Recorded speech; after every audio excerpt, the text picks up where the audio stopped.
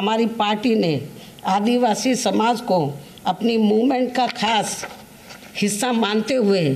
द्रौपदी मुर्मू को राष्ट्रपति पद के लिए अपना समर्थन देने का फैसला लिया है। जैसा कि ये सर्वविदित है कि बहुजन समाज पार्टी ही देश की प्रमुख पार्टियों में से एकमात्र ऐसी जानी मानी व पहचानी पार्टी है जिसका सर्वोच्च नेतृत्व यहाँ शुरू से ही दलित एवं अन्य उपेक्षित वर्गों के हाथों में ही रहा है और अभी भी है, तथा जो किसी की भी अर्थात ना ही बीजेपी के एनडीए व कांग्रेस के यूपीए की व इनके किसी भी घटक दल की एवं अन्य किसी और भी गठबंधन व पार्टी की भी पिछलग्गू पार्टी नहीं है और ना ही दूसरी पार्टियों की तरह बड़े बड़े पूंजीपतियों व धन्ना सेठों आदि की भी गुलामी करने वाली पार्टी है, बल्कि स्पष्ट तौर पर देश के खासकर गरीबों, मजदूरों, बेरोजगारों, दलितों, आदिवासियों, अक़लियतों एवं अन्य उपेक्षित वर्गों आदि के हितों में स्वतंत्र एवं निडर होकर फैसले लेने वाली पार्टी है। वह उस पर पूरी ईमानदारी व दमदारी से अमल भी करती है और यदि कोई भी विरोधी पार्टी व उसकी सरकार इन वर्गों के हितों में उचित फैसला लेती है तो उसका हमारी पार्टी बिना किसी हिचक, दबाव व डर के पूरे तौर से खुलकर उसका फैसला लेती है, उसका समर्थन भी करती है, चाहे उसका हमें कितना भी भारी नुकसान क्यों ना उठाना पड़े, और उठाया भी है हमने। कहने का तात्पर्य यह है कि अन्य पार्टियों की तरह हमारी पार्टी की कथनी व करनी में कभी भी कोई अंतर नहीं होता है। साथ ही हमारी पार्टी का संकल्प औरों की जुमलेबाजी से अलग हटकर तथा सर्वजन हिताय व सर्वजन सुखाय के आधार पर चलकर भारतीय संविधान के निर्माता परम पूज्य बाबा साहब डॉक्टर भीमराव अंबेडकर के देश हित की सच्ची मानवतावादी सोच को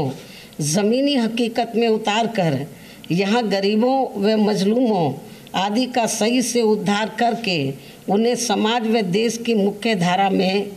लाना है। और यही सब हमारी पार्टी व उसके नेतृत्व की वह खास विशेषता है जो यहाँ अपने देश में किसी भी विरोधी पार्टी को अच्छी नहीं लगती है, तथा वे जातिवादी सोच रखने वाले लोग बीएसपी को नीचा दिखाने में व उसके नेतृत्व को बदनाम करने के लिए कभी भी कोई मौका नहीं छोड़ते हैं। और उनमें से खासकर जो पार्टी केंद्र व राज्यों की सत्ता में होती है तो वह साम दाम दंड भेद आदि अनेकों प्रकार के हथकंडे अपनाकर वह बीएसपी के विधायकों आदि को भी तोड़कर हमारी पार्टी व मूवमेंट को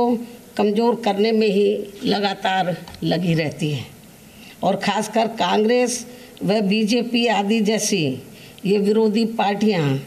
ये रत्ती भर भी नहीं चाहती हैं कि परम पूज्य बाबा साहब डॉक्टर भीमराव अंबेडकर का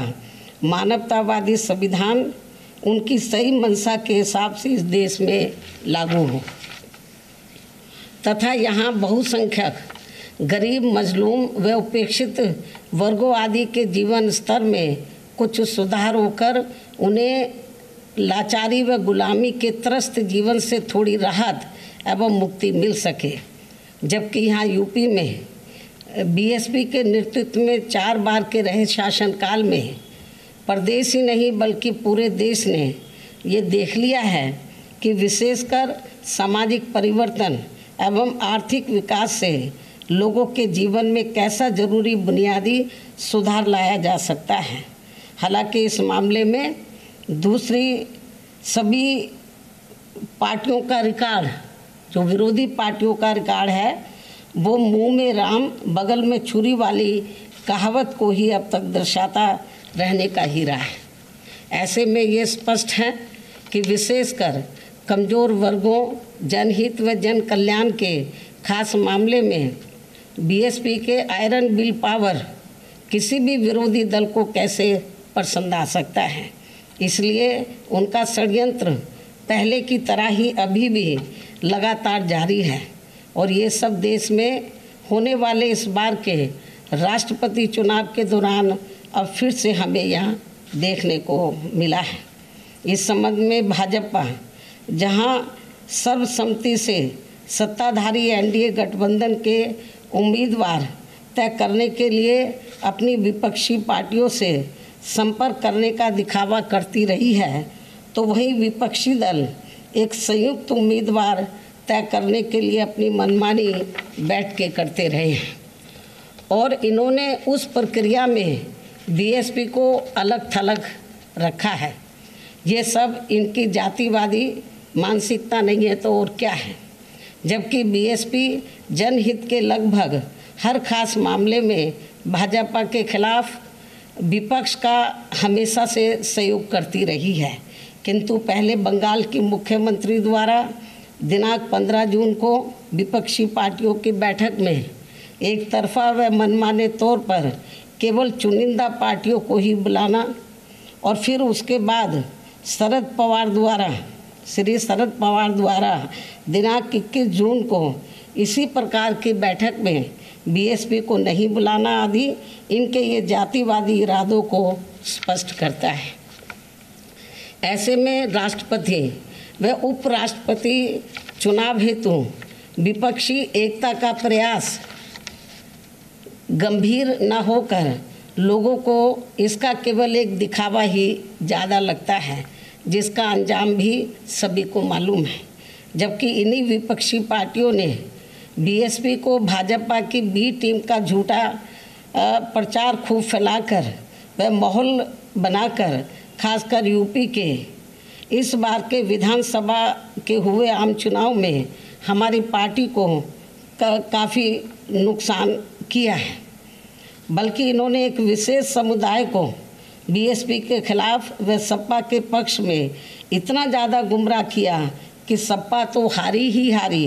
अंत में भाजपा यहाँ दोबारा से सत्ता में आ गई। लेकिन इस आत्मघाती रवैये के बाद भी विपक्षी पार्टियों का बीएसपी विरोधी जातिवादी रवैया अभी भी बरकरार है,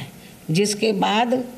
निश्चय ही बीएसपी अब किसी भी मामले में अपना निर्णय लेने के लिए पूरी तरह से स्वतंत्र व आज़ाद है, जो बीएसपी के प्रति विपक्ष की जारी जातिवादी नीति की ही करनी धरनी का ही परिणाम है। और ऐसे संकीर्ण जातिवादी तत्वों को ना तो पहले परम पूज्य बाबा साहब डॉक्टर भीमराव अंबेडकर व उनका मानवतावादी मूवमेंट गवारा हो रहा था और ना ही अब इन्हें बीएसपी को फलना फूलना हजम हो पा रहा है, क्योंकि बाबा साहब डॉक्टर भीमराव अंबेडकर के ज़बरदस्त जीवन संघर्षों से जो कुछ देश के गरीबों, मजदूरों, बेरोजगारों, दलितों, शोषितों, पीड़ितों आदि को संवैधानिक व कानूनी तौर पर मिला वह ऐतिहासिक व अनमोल था। और फिर इसके बाद उनकी अनुयायी पार्टी बीएसपी के माध्यम से इन उपेक्षित समाज के करोड़ों लोगों को उनके जो संवैधानिक व कानूनी अधिकार जमीनी स्तर पर खासकर यूपी में मिल पाया है, वे बेमिसाल है, जो इन सभी बीएसपी विरोधी पार्टियों को कैसे हजम होने वाला है। इसलिए अलग अलग पार्टी होते हुए भी बीएसपी के विरोध के मामले में भी ये सभी पार्टियां अंदर अंदर एक हो जाती हैं और हमें नुकसान पहुंचाती हैं। लेकिन बीएसपी ये सब कड़वा सच जानकर व समझकर यहाँ गरीबों, शोषितों व उपेक्षित वर्गों आदि के हित में परम पूज्य बाबा साहब डॉक्टर भीमराव अंबेडकर की तरह ही पत्थर काट कर अपना रास्ता खुद बनाने के लिए लगातार संघर्ष करती रहती है और इन वर्गों का हित एवं आत्मसम्मान व स्वाभिमान बीएसपी के लिए सर्वोपरि है। जिसके लिए हमारी पार्टी कभी भी किसी से कोई समझौता कतई नहीं करती है तथा वर्तमान समय में इसी कड़ी में राष्ट्रपति चुनाव में अपना फैसला खुद लेने के लिए स्वतंत्र है, आज़ाद है, जिसके तहत ही हमारी पार्टी ने आदिवासी समाज को अपनी मूवमेंट का खास हिस्सा मानते हुए द्रौपदी मुर्मू को राष्ट्रपति पद के लिए अपना समर्थन देने का फैसला लिया है। और हमने ये अति महत्वपूर्ण फैसला बीजेपी व इनके एनडीए के पक्ष में नहीं और ना ही इनके विपक्ष यूपीए के विरोध में कोई सोच कर लिया है, बल्कि अपनी पार्टी व मूवमेंट को विशेष ध्यान में रखकर ही एक आदिवासी समाज की योग्य व कर्मठ महिला को देश का राष्ट्रपति बनाने के लिए ये खास फैसला लिया है। हालांकि वह कितना फ्रीली होकर वह बिना किसी दबाव के कार्य कर पाएगी, ये तो आगे चलकर समय ही बताएगा। अंत में अब मैं अपने आदिवासी समाज की महिला को देश का राष्ट्रपति बनाने के लिए अपनी पार्टी का वोट देने का ऐलान करते हुए अपनी बात यही समाप्त करती हूँ। धन्यवाद।